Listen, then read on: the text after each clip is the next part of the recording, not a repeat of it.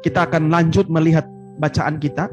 Nah, teman-teman, di dalam terlepas daripada betapa rindunya ketiga orang ini, ya Maria Magdalena dan beberapa teman-teman yang lain, bahkan perempuan-perempuan lain juga, menurut tradisi Yahudi, kesaksian perempuan itu tidak bisa diterima. Ya, jadi kan kita di dalam kekristenan kan kita percaya bahwa Maria Magdalena orang pertama yang melihat Yesus. Itu bisa kita lihat di Yohanes 20 kalau tidak salah. Nah, dan juga pagi-pagi benar ketika 3 orang dan beberapa orang ini datang, mereka itu perempuan-perempuan yang kemudian menjadi saksi mata pertama. Tetapi dalam tradisi Yahudi, perempuan itu tidak bisa didengar kesaksiannya. Saya kutip seorang teolog bernama N.T. Wright. N.T. Wright bilang begini, ya, dalam bukunya di dalam yang berjudul Hari-hari Terakhir Yesus, dia mengatakan bahwa suka atau tidak suka, para perempuan dianggap bukanlah saksi mata yang terpercaya dalam tradisi Yahudi. Ya. Pada masa Yahudi atau pada masa itu, menurut tradisi Yahudi, perempuan dipandang sebagai kaum minoritas rendahan yang kesaksiannya patut untuk dipertanyakan, dan pasti kredibilitasnya itu berada di bawah kesaksian laki. Jadi mereka dalam tradisi Yahudi itu perempuan punya omongan itu dianggap tidak ada guna. Ya. Banyak tulisan yang muncul dari abad tersebut yang mengaitkan bahwa kesaksian perempuan-perempuan itu disamakan dengan kesaksian perampok. Ya. Atau kesaksian perempuan tidak dianggap benar karena kaum perempuan dianggap sembrono. Nah, ini menarik kalau teman-teman lihat di dalam 1 Korintus 15 ayat 3-8. 1 Korintus 15 ayat 3-8. Di sana Paulus membuat list. Yesus menampakkan diri kepada siapa-siapa saja. Kalau kita lihat 1 Korintus 5 ayat 15 ayat 3-8, saya baca ya. Sebab yang sangat penting telah kusampaikan kepadamu, yaitu apa yang telah kuterima sendiri, ialah bahwa Kristus telah mati karena dosa-dosa kita sesuai kitab suci, bahwa ia telah dikuburkan, dan bahwa ia telah dibangkitkan pada hari yang ketiga sesuai dengan kitab suci. Perhatikan ayat 5. Bahwa ia telah menampakkan diri kepada siapa pertama disebut? Kefas, ke-12 murid. Sesudah itu ia menampakkan kepada lebih dari 500, menampakkan kepada Yakobus, dan juga terakhir sampai kepada Paulus. Di manakah Maria Magdalena? Nama Maria Magdalena sama sekali tidak disebut oleh Paulus. Ya, kenapa? Karena dalam tradisi Yahudi memang kesaksian Maria itu tidak bisa dipegang karena dia seorang perempuan. Ya. Maka Paulus pun bahkan tidak anggap kesaksian dari Maria itu. Padahal Maria Magdalena itu sebagai orang pertama yang melihat Yesus. Tetapi di situ mula-mula yang disebut siapa? Kefas. Ya. Nah, teman-teman yang Tuhan Yesus kasihi, dalam tradisi Yahudi juga ada 4 syarat, ya, sebuah kesaksian itu dianggap valid. Sebuah kesaksian itu dianggap bisa dipercaya, ya. Sebuah kesaksian dianggap bisa dipercaya, ya. Di mana 3 poin, 3 syarat itu terdapat di dalam kitab suci, ya. Dan 1 syarat itu ditambahkan oleh tradisi Yahudi. 3 poin itu, yang pertama adalah seorang yang memberi kesaksian itu tidak boleh memihak. Itu bisa kita lihat di dalam Keluaran 23 ayat 1-3. Ya, tidak boleh memihak kepada yang kaya, tidak boleh memihak kepada yang miskin. Dia harus mengatakan apa yang sebenarnya. Itu poin yang pertama. Yang kedua, kesaksian yang sah adalah kesaksian yang didasarkan atas kerelaan dia dan bukan karena keterpaksaan. Ini bisa kita lihat di dalam Imamat pasal 5 ayat 1. Ya, kerelaan dan bukan keterpaksaan. Saya tidak usah baca karena ayatnya nanti terlalu banyak. Yang ketiga, kesaksian yang sah disampaikan oleh sejumlah orang dan bukan satu orang saja. Ya, misalnya di Ulangan 17 ayat 6. Saya baca saja ini, atas keterangan 2 atau 3 orang saksi. Ya, keterangan 2 atau 3 orang saksi. Nah, itu ada di dalam Alkitab. Tetapi ada satu poin yang tidak ada di Alkitab tetapi ditambahkan dalam tradisi Yahudi, yaitu kesaksian yang sah hanya disampaikan oleh laki-laki. Perempuan orang tidak pusing. Ya. Peraturan ini didasarkan atas proses tradisi yang terjadi di Yahudi. Ya.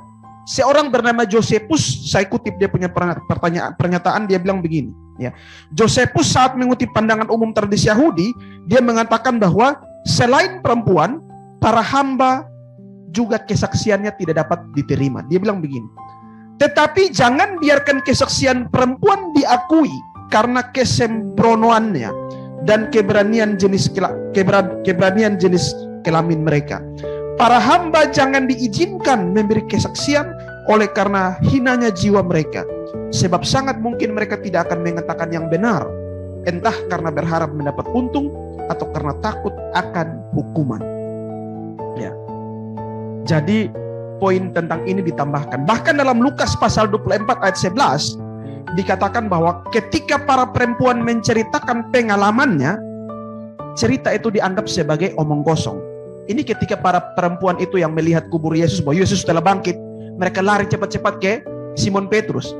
Di dalam Lukas 24 ayat 11, perhatikan para murid punya respon. Tetapi bagi mereka, bagi para murid, perkataan-perkataan itu seakan omong kosong dan mereka tidak dipercaya. Jadi para murid sendiri tidak percaya kepada Maria Magdalena.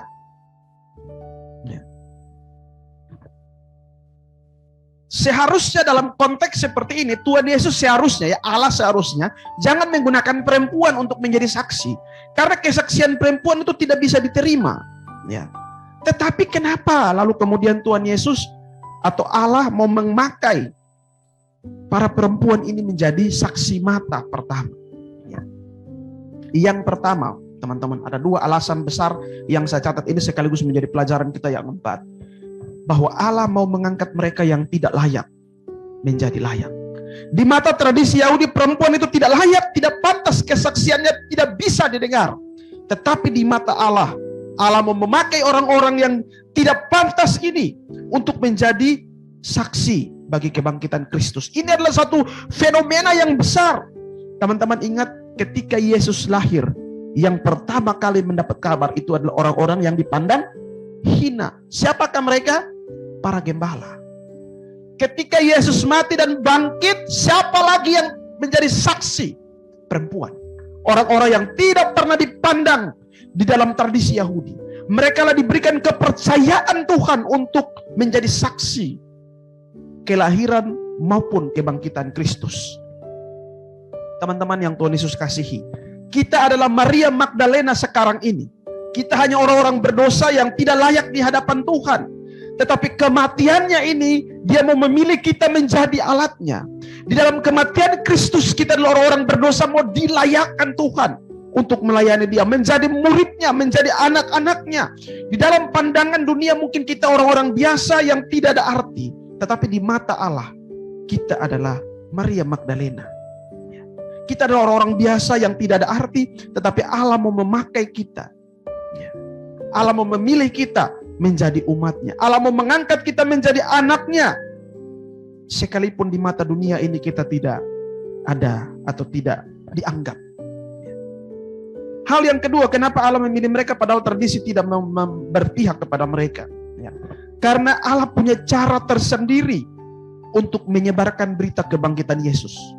Allah punya cara tersendiri. Allah tidak mau memakai laki-laki, tapi Allah mau memakai perempuan. Allah mau memakai para gembala pada saat Yesus lahir, dan Allah mau memakai perempuan-perempuan pada saat Yesus bangkit. Allah punya cara untuk menyebarkan berita Injil yang mungkin tidak sesuai dengan ekspektasi, tradisi, kebiasaan. Ia bisa memakai siapa saja, melalui siapa saja, kapan saja untuk menyebarkan berita Injil. Kalau kaum laki-laki tidak mau, ia mau pakai perempuan. Kalau ada orang yang memang punya kebisaan, kebolehan, talenta yang luar biasa, tapi tidak mau melayani, dia bisa pakai orang lain. Saya selalu percaya bahwa di dalam pelayanan persekutuan kita, Tuhan pasti akan mengangkat orang-orang untuk melayani. Sehingga saya selalu berdoa kepada Tuhan, supaya Tuhan tetap mengutus orang-orang yang mau menjadi leader, menjadi tim inti, menjadi badan pengurus, menjadi panitia dan lain sebagainya. Kalau kita sungguh-sungguh sudah menjadi murid Kristus, maka sudah selayaknya kita memberikan hidup kita untuk melayani Tuhan. Tetapi kalau kita enggan untuk memberikan hidup untuk melayani Tuhan, Tuhan bisa mengangkat batu-batu itu menjadi makanan, menjadi roti. Ya. Tuhan bisa memilih siapapun yang mungkin menurut kita tidak, kok bisa ya, dia itu orangnya kan pilih dia jadi leader lagi, dia tuh begini. Ya. Mungkin dalam perspektif kita ketika saya tunjuk si A, si B, si C menjadi leader, menjadi tim inti, menjadi badan pengurus, kita melihat dia tidak punya kapasitas. Tetapi percayalah bahwa Tuhan mampu memakai siapa saja. Sehingga ini menjadi refleksi bagi kita, orang-orang yang Tuhan pilih. Harusnya kalau kita Maria Magdalena, maka kita juga harus melayani Tuhan. Ya.